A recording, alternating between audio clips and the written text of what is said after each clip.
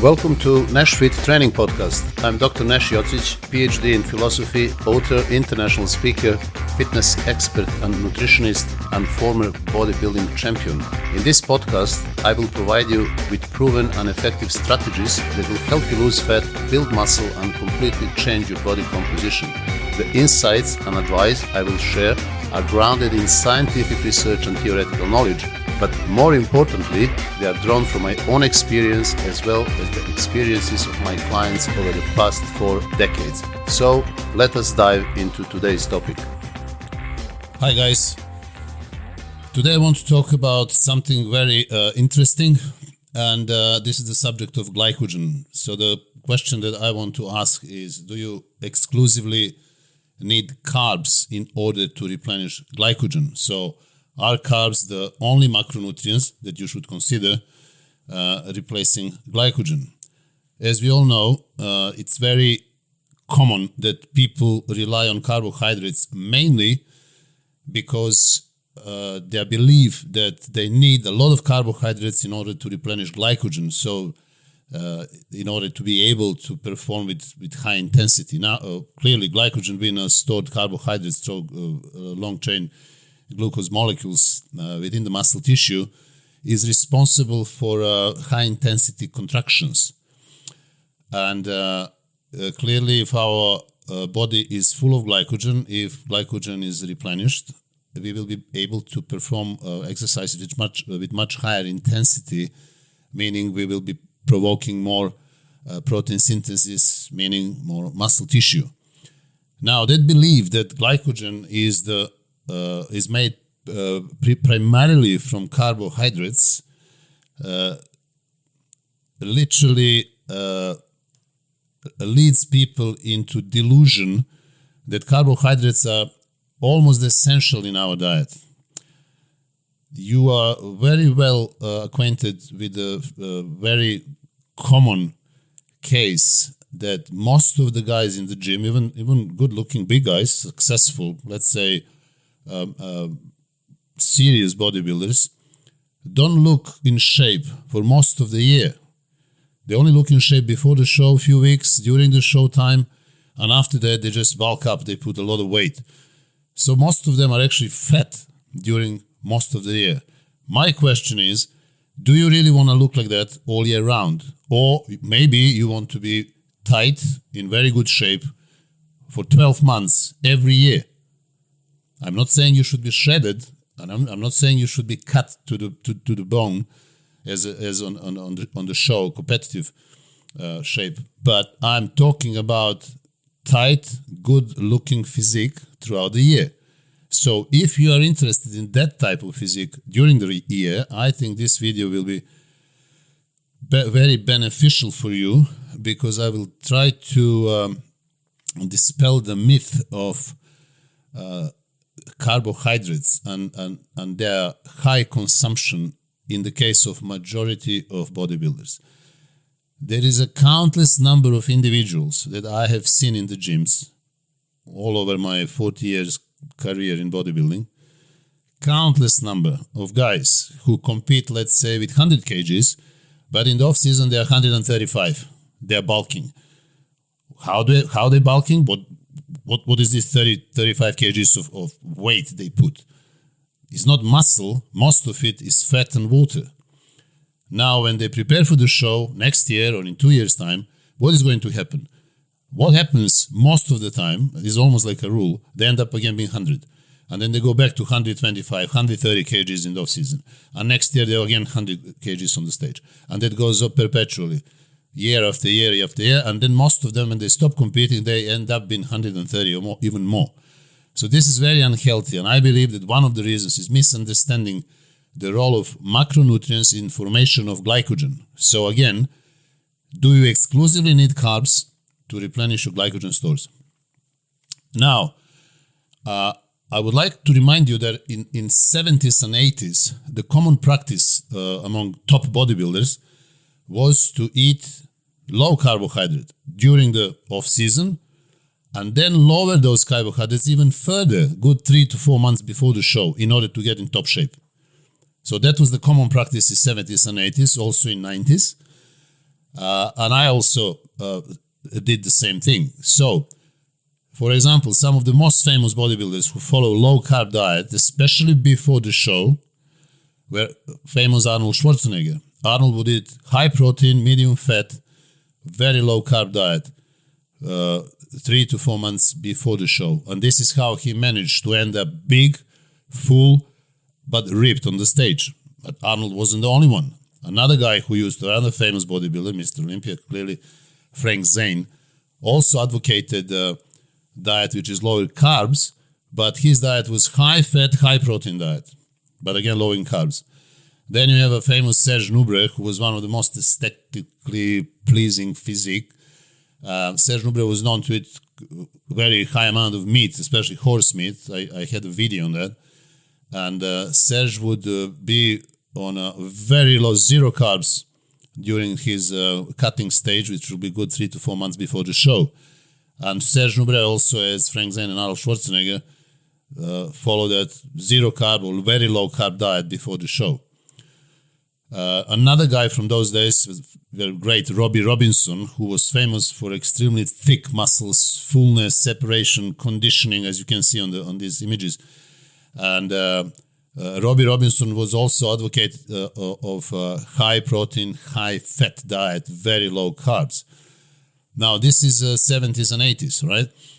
All these guys were in extremely good shape, and they were always in good shape, always shredded, never had water retention. And also in the off-season, they didn't overeat carbohydrates. They would eat more carbohydrates in the off-season, but they will try to stay in shape throughout the year.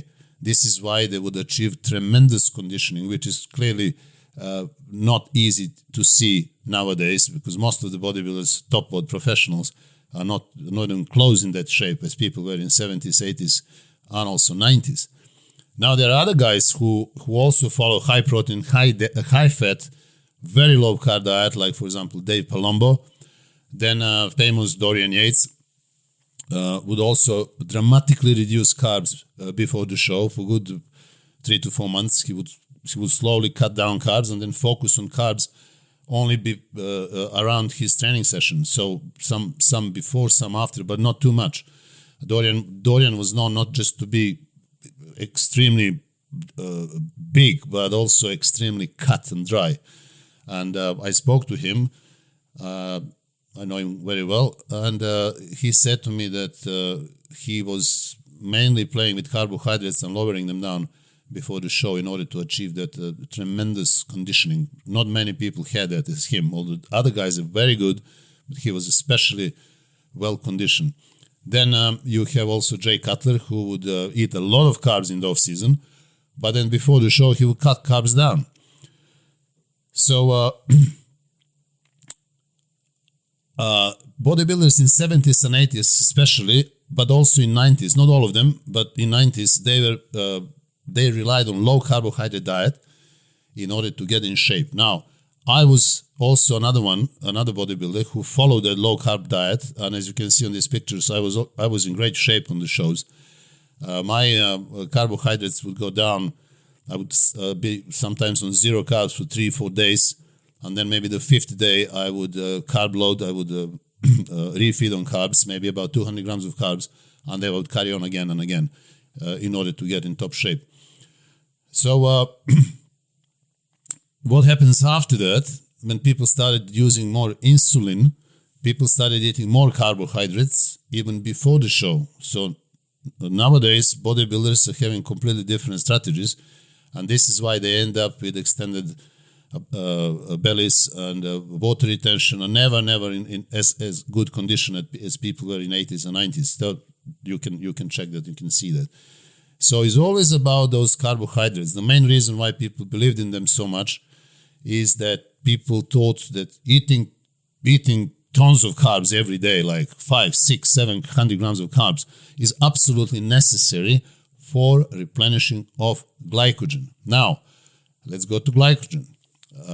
What is glycogen? So glycogen is a stored glucose in the muscles, made up of many molecules which are stored in the muscles, but also in the liver. Body creates glycogen mainly from glucose, from carbohydrates, to the process known as glycogenesis.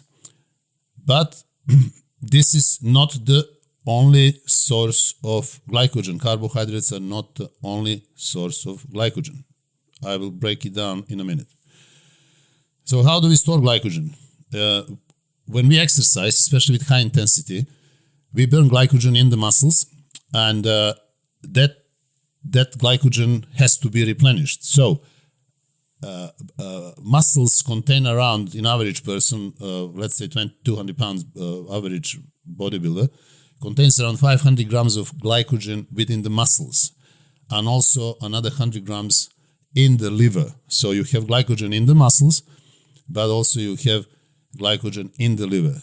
That amount of glycogen can be higher depending on the size. So if you are 220 pounds body weight, lean body weight, you probably store around 600 grams of glycogen in your muscle tissue.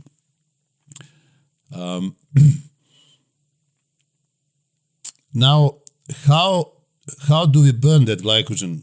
I mentioned how we burn glycogen in the muscles, which is a process called glycogenolysis, but we also burn glycogen in the liver. So the liver glycogen is burned during the fasting period during the day. This is the period between the meals. So if you eat, let's say, 4 or 5 hours apart, the body will still need glucose, so it will start using glycogen from the liver to reach the necessary level of glucose sugar in the blood. Also, glycogen from the liver is depleted, is used during sleep, because we are fasting, but we still need a certain amount of glucose in the blood.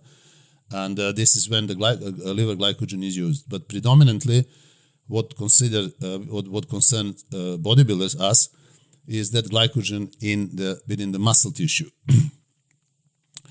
Now, how much glycogen do you think we burn during the training session? So, bodybuilding workout doesn't burn that much glycogen. We don't burn more than 100 to 150 grams of glycogen per workout. So even that is questionable, especially if you're doing let's say, rather lower or medium number of reps, let's say 6 to 8, and you don't do many sets, maybe, let's say 10 to 16 sets, you will burn less glycogen. But if you do, let's say, 10 to 20 reps, and you do around 20 sets or 25 sets per session, you will burn more glycogen. But average amount of glycogen that we burn during the 60 minutes workout, relatively high intensity workout, is around 100 to 150 grams of glycogen. So if you burn 150 grams of glycogen, you only need 150 grams of carbs to replenish it, right? But since we also burn some glycogen from the liver, let's say 50 grams, you will, in reality, need around 200 grams of carbs to replenish glycogen that you have lost during the training session and from your liver during the fasting period, let's say between the meals and during sleep. So 200 grams of carbs will be more than enough to replenish your glycogen. So what is happening with all these people who are eating 400, 500, 600 grams of carbs a day? Clearly, if your glycogen stores are full, extra carbohydrates, extra glucose will be transported and stored in the fat tissue. This is why most of the people, most of the time, intermediates or advanced bodybuilders end up being fat in the off-season. They will give you all kind of stories why they are doing that, but basically in reality, it's just that most of them are spoiled and they want to clearly enjoy eating carbs because carbs are delicious to eat. This is no doubt. And this is why they're doing it. But when it comes to their body composition, what they're doing is not really favorable because they will have to burn all this fat before the show, and then the process will repeat itself ad infinitum, year after year after year, which is for me ridiculous. And I would not advise anybody to do that.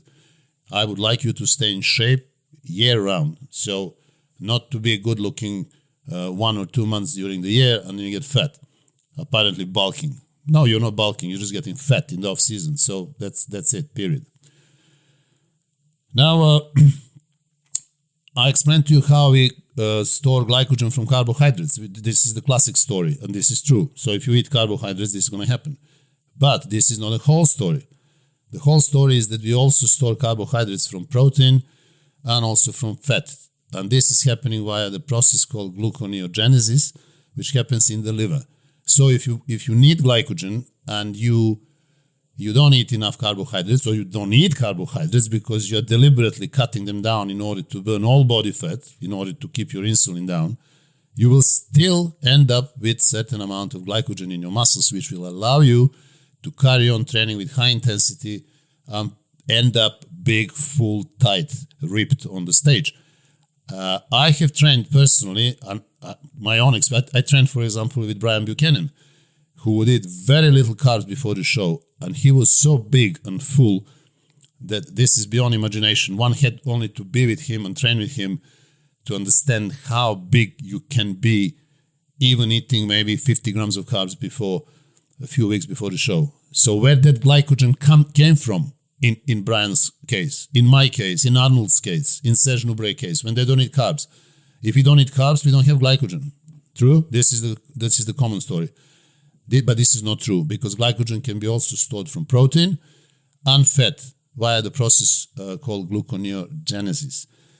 So this is why people can end up with a very low carbohydrate diet, high protein, medium fat or high fat, and end up shredded and still full and massive, big on the stage. Because if carbohydrates were exclusive macronutrient for glycogen replenishment, we wouldn't be able to train last 6, 10, 16 weeks before the show with low carbs or zero carbs. We wouldn't be able to move without glycogen. But the human body clearly has ways of dealing with storing glycogen from other sources. Now, if you decide to compete and if you decide to try this method, I would suggest that you do refeed on carbs every 4 to 7 days for people who are 10% body fat or less. So leaner you are, it will be much easier for you to store carbohydrates. And you should be eating anywhere from 200 to 300 grams of carb, depending on your body weight. Now, if you are 10 to 20% body fat, I would advise you to refeed with carbs just one day every 7 to 10 days. And if you are over 20% body fat, I would advise you to refeed on carbs every 10 to 14 days. So you would have no carbs for 10 or 9 or 13 days, and then on 10 to 14 days, you should refeed. So once again, if you are 10% or less body fat, you should refeed every 4 to 7 days. So there will be one day when you eat carbs, let's say 200 to 300 grams of carbs, and then you go back to your zero carbs. And the same thing happens when you are 10 to 20% fat, but you refeed every 7 to 10 days. And for people who are over 20% fat, they should refeed every 10 to 14 days. During that period, the amount of carbs, refeed day, is different. I said 200 to 300 grams, but if you are bigger, if you're, let's say, 260-pound bodybuilder, you should need more carbs. So the golden rule is that you need to consume 4 to 6 grams of carbs per kilogram of lean body mass. So you need to calculate what is your lean body mass and then multiply that to 4 to 6 grams. So let's say if you're a 100 kg bodybuilder, that means that your lean body mass is 50% of your body weight. So you're going to be 50 kgs of lean body mass. Multiply that with 4 to 6, and you're going to end up being 200 or maybe 300 grams of carbohydrates in that refeed day. So I hope I have explained to you the story of glycogen and sources that macronutrients that we need to replenish glycogen. So it is not true that we only replenish glycogen from carbohydrates, we also replenish them from protein and fat. Therefore, if you need to cut down your body fat, if you're preparing for the show or you just want to get in shape, my advice is to cut carbohydrates and don't fear that you won't be able to continue with high intensity because your glycogen stores will be empty. No, they will not going to be empty. They also do not don't need to be full 100% for you to perform high intensity required training session to keep you going, to keep you growing, and to keep you big as you are. So now I hope you learned that apart from carbohydrates, which are the easiest way to replenish glycogen, you can also replenish glycogen during the cutting period when you eat high protein, medium or low fat diet, and also low carb diet. So don't fear, you will still be able to replenish your glycogen stores. If you are interested in learning more about nutrition, about training, about fat loss, I would suggest you to visit my website, which is nashfittraining.com. And there you will find many different ebooks which I have published years ago. And for example, The Ultimate Nutrition. Then you have another book which is called Feed Muscle Not Fat. Then regarding muscle growth and training, you have Weight Training. This is almost 500 pages book, which I full-heartedly recommend. And then you have Burn Fat, Build Muscle, and another one, Build Muscle, Burn Fat.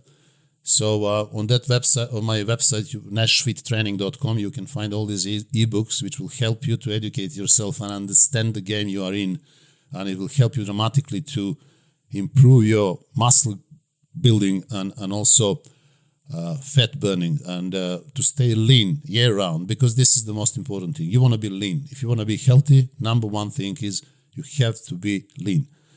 Now on my website, I also offer personalized training programs, personalized nutrition programs, telephone consultations, as well as online personal training. So please visit my website, and if you are serious about your progress, feel free, get in touch, and you will find something that will help you get in the best shape that you possibly can. So thank you very much for watching this video and listening to this podcast. If you are just listening to the podcast, I also hope that you liked it, and if you did like, please subscribe to my YouTube channel or podcast, and please leave your comments, because these comments on my website, YouTube channel, and the website also, as well as podcast, are very important for other people as well, because this way we communicate and we can discuss things. So yes, please leave your comments. Until the next video, until the next podcast, I hope that you will stay in good shape, and I wish you all the best. So see you soon.